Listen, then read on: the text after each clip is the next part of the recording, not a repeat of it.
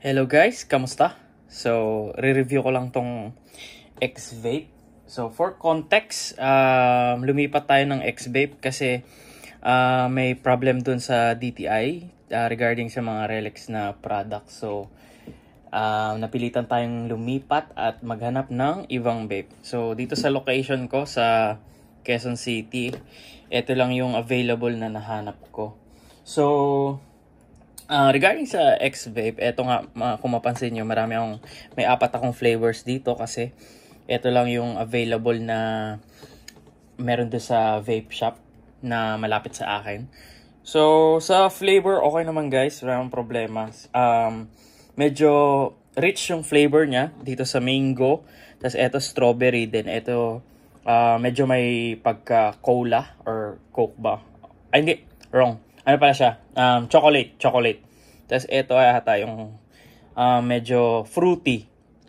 So, dito sa tatlong to, solid. Masarap yung flavor.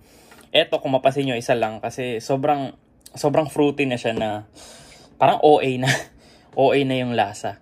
So, yung volume naman, kasi kung mapansin nyo, hindi kita yung laman netong sa X-Vape. Siguro, if gumagamit kayo ng Relics before, tas kung ang isang pads is na uubos nyo ng, sabihin natin mga 2 araw, yung isang ganito bro, 2 araw lang din. As in, 2 araw lang. So, medyo, kung nagtitipid ka, medyo mas magastos siya kasi etong pads na to dati is around 250. So, eto guys, medyo nasa 500 plus. So, pansin ko lang kaya medyo maraming siguro 2 weeks na din tayong gumagamit nito.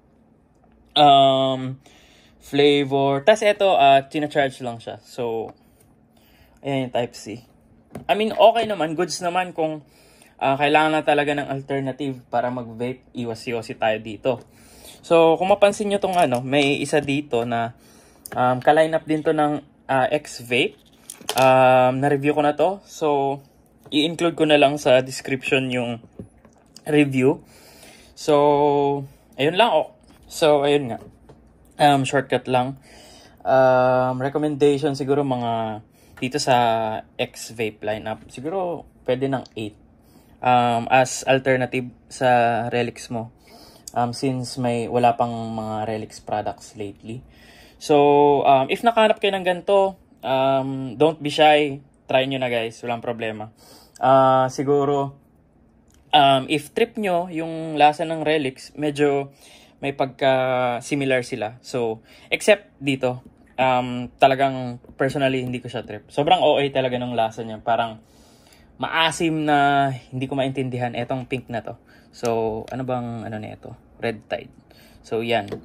Ngayon, ang problema ko is, dun sa vape shop ko, naubusan sila ng gantong stocks. So, wala din akong choice kundi mag-avail ng X6. So, again, lilive ko na lang sa description yung review ko about dito. So, yun lang guys. Hopefully, masusurvive nyo yung needs nyo sa vaping. And God bless. Thank you.